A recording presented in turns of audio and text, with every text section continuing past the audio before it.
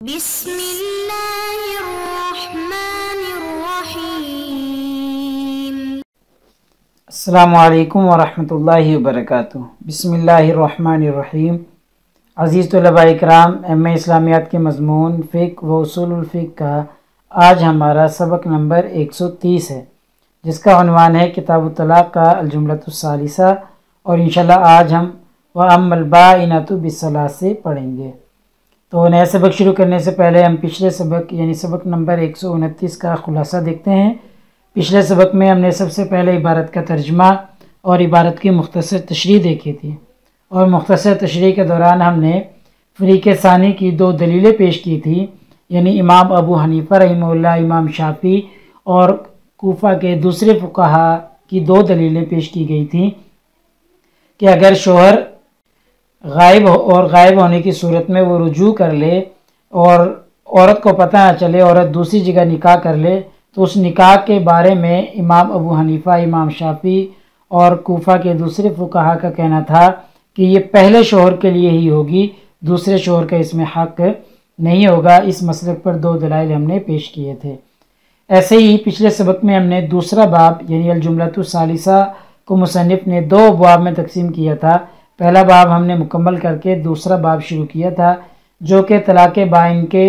رجوع کے احکامات کے بارے میں تھا، یعنی طلاق بائن اگر کسی مرد نے اپنی عورت کو دی تو پھر وہ اس سے کیسے رجوع کر سکتا ہے، ان کے احکامات کے بارے میں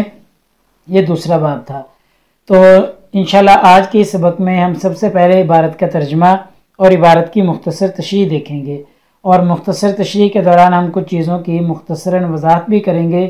جن میں سب سے پہلا مسئلہ ہے کہ 3 طلاقوں سے بائنہ کے رجوع کا حکم کیا ہے۔ یعنی پچھلے سبق میں ہم نے پڑھا تھا کہ اگر 3 سے کم طلاقوں کے ذریعے کوئی عورت بائن ہو جائے تو اس کا کیا حکم تھا، ہم نے دیکھ لیا تھا۔ تو آج کے سبق میں 3 طلاقوں سے بائنہ کے ساتھ کیسے رجوع کیا جائے گا، اس کے کیا احکامات ہیں، تفصیلاً ہم دیکھیں گے، اور پھر اس حکم پر دلیل بھی پیش کریں گے، اور ساتھ ہی ہم پھر ایک شاذ قول جو کہ سعید بن مسیب رحمہ اللہ کا ہے وہ بھی ذکر کیا جائے گا۔ 3 طلاقوں سے بائنہ کے رجوع کے حکم کے بارے میں ایک شاذ قول بھی ہے۔ تو چلے دیکھتے ہیں، یہ آج کی ہماری عبارت ہے۔ وَأَمَّا الْبَائِنَةُ بِالثَّلَاثِ، وہ خواتین جن کو 3 طلاقوں کے ذریعے بائنہ کیا جائے۔ فَإِنَّ الْعُلَمَاءَ كُلَّهُمْ عَلَىٰ أَنَّ الْمُطَلَّقَةَ ثَلَاثًا، فقہا کرام کا اس بات پر اتفاق ہے کہ وہ مطلقہ جس کو 3 طلاقیں دی گئی ہوں، ایسی عورت جس کو 3 طلاقیں دی گئی ہو، لا تحل لزوجها الاول، وہ پہلے شوہر کے لیے حلال نہیں ہو سکتی، الا بعد الوطی، مگر وطی کے بعد، یعنی کوئی دوسرا شخص، دوسرا شوہر اس کے ساتھ وطی کرے تو پھر وہ پہلے شوہر کے لیے حلال ہو سکتی ہے، اس کے علاوہ کوئی اور حلال کرنے کا راستہ نہیں ہے۔ دلیل کیا ہے؟ دلیل یہ ہے لحدیث رفاعۃ بن سموئیل، کہ حدیث رفاع بن سموئیل کی روایت ہے کہ انہو طلق امرأتہ تمیمۃ بنت وہب، کہ انہوں نے اپنی بیوی تمیمہ بنت وہب کو طلاق دی تھی، فی عہد رسول اللہ صلی اللہ علیہ وسلم، نبی کریم صلی اللہ علیہ وسلم کے زمانہ حیات میں، کہ انہوں نے اپنی بیوی تمیمہ بنت وہب کو طلاق دی۔ ثلاثاً، کتنی طلاقیں؟ 3 طلاقیں۔ فنکحت عبد الرحمن ابن زبیر، پھر اس تمیمہ بنت وہب نے نکاح کر لیا عبد الرحمن بن زبیر کے ساتھ، ٹھیک ہے، ان سے طلاق لینے کے بعد، رفاع سے طلاق لینے کے بعد تمیمہ بنت وہب نے عبد الرحمن بن زبیر سے نکاح کر لیا۔ فاعترض عنہا، اور پھر انہوں نے اس سے اعراض کیا، یعنی حضرت عبد الرحمن بن زبیر جو تھے انہوں نے ان سے اعراض کیا، ان سے محبت نہ کر سکے، فلم یستطع، یعنی زیادہ دیر ان کا آپس میں ملاپ نہ ہو سکا، ان یمسہا، کہ وہ ایک دوسرے کے ساتھ ہم بستری کر لیں، ففارقہا، پھر یہ اس سے بھی جدا ہو گئی، ٹھیک ہے، یعنی پھر عبد الرحمن بن زبیر سے بھی انہوں نے طلاق لے لی۔ فارادہ، پھر ارادہ کیا، چاہا، رفاعۃ زوجها الاول، رفاع نے جو کہ ان کا پہلا شوہر تھا، انہوں نے چاہا ان ينكحها، کہ وہ اس سے اب دوبارہ نکاح کر لیں، یعنی رفاعہ کا دوبارہ دل کرنے لگا کہ وہ تمیمہ سے دوبارہ نکاح کر لے، چونکہ وہ صحابہ تھے اور کوئی بھی قدم نبی کریم صلی اللہ علیہ وسلم کی اجازت کے بغیر نہیں اٹھاتے تھے، اس لیے فذکر ذلک لرسول اللہ صلی اللہ علیہ وسلم، انہوں نے اس معاملے کو نبی کریم صلی اللہ علیہ وسلم کے سامنے پیش کیا۔ فنہاہ عن تزویجہا، نبی کریم صلی اللہ علیہ وسلم نے ان سے نکاح کرنے سے منع فرما دیا۔ وقال، اور نبی کریم صلی اللہ علیہ وسلم نے فرمایا، لا تحل لک، وہ آپ کے لیے حلال نہیں ہے، حتی تذوق العسیلۃ، یہاں تک کہ وہ دوسرے شوہر کا مزہ چکھ لیتی، یعنی وہ دوسرے شوہر عبد الرحمن سے اگر ہم بستری کر لیتی، اس کا مزہ ذائقہ چکھ لیتی، تو پھر تو تم اس کے ساتھ دوبارہ نکاح کر سکتے تھے، لیکن چونکہ عبد الرحمن نے ان کے ساتھ ہم بستری نہیں کی تھی، اس لیے وہ ابھی آپ کے لیے حلال نہیں ہے۔ تو بہرحال یہ جو علماء کا کہنا ہے کہ جو بائنہ 3 طلاقوں کے ذریعے ہوگی وہ شوہر اول کے لیے وطی کے بعد حلال ہوگی، اس سے پہلے نہیں ہو سکتی، یعنی صرف نکاح کافی نہیں ہوگا بلکہ وطی کرنا بھی لازم ہوگا۔ اور دلیل انہوں نے حدیث رفاعہ پیش کر دی ہے کہ جس میں نبی کریم صلی اللہ علیہ وسلم نے صرف عقد نکاح کی وجہ سے حلال نہیں کیا بلکہ فرمایا کہ حتی تذوق العسیلۃ، اس کا ذائقہ چکھنا بھی ضروری ہے، یعنی اسے ہم بستری کرنا لازمی ہے، پھر یہ پہلے شوہر کے لیے حلال ہوگی ورنہ حلال نہیں ہو سکتی۔ اور پیچھے کے ساتھ اس کا ربط یہ ہے کہ پچھلے سبق میں طلاق بائنہ کا تو تذکرہ تھا، لیکن وہ ایسی طلاق تھی جو 3 سے کم تھی۔ 3 سے کم جب بائنہ ہو تو پھر وطی کے بغیر بھی عورت حلال ہو جاتی ہے، صرف نکاح کی شرائط لازم ہوتی ہے۔ آگے دیکھیں، ایک سعید بن مسیب کا شاذ قول ذکر کیا جا رہا ہے، وشذ سعید بن المسیب، اور سعید بن مسیب نے ایک شاذ قول، شاذ رائے پیش کی ہے، فقال، فرمایا، انہ جائز، کہ یہ اس کے لیے جائز ہے، ان ترجع الی زوجها الاول، کہ وہ پہلے شوہر کی طرف لوٹ جائے، یہ جائز ہے، ٹھیک ہے، اور پہلا شوہر اسے یعنی کہ رجوع کر سکتا ہے، بنفس العقدی، نفس عقد کی وجہ سے، یعنی صرف نکاح ہو گیا، نکاح کے بعد دوسرے شوہر نے طلاق دے دی، عدت گزارنے کے بعد پہلے شوہر سے نکاح کر سکتی ہے۔ دونوں میں فرق یہ ہے کہ پیچھے جو جمہور فقہا کا مسلک تھا وہ کہتے تھے کہ وطی کرنا لازمی ہے دوسرے شوہر کا، لیکن یہ سعید بن مسیب اپنی شاذ رائے میں کہہ رہے ہیں کہ صرف عقد نکاح سے ہی وہ پہلے شوہر کے لیے حلال ہو جائے گی۔ دلیل کیا دیتے ہیں؟ دلیل ہے لعموم قولہ تعالی، کیونکہ اللہ تعالیٰ کا جو فرمان ہے حتی تنکیہ زوجا غیرہ، یہاں تک کہ وہ دوسرے سے نکاح کر لے، یہ عام ہے، اس میں کوئی تذکرہ نہیں ہے کہ بھئی وطی کرنا بھی لازم ہے یا لازم نہیں ہے، بس اللہ تعالیٰ نے فرمایا حتی تنکیہ زوجا غیرہ، یہاں تک کہ وہ دوسرے کے ساتھ نکاح کر لے۔ اب یہاں پر صرف نکاح کا تذکرہ ہے کہ دوسرے کے ساتھ نکاح کر لے، باقی وطی وغیرہ کا کوئی تذکرہ نہیں ہے، یعنی یہاں پر عموم ہے، تو جب عموم ہے تو وطی کے ساتھ آپ اس کو خاص نہیں کر سکتے۔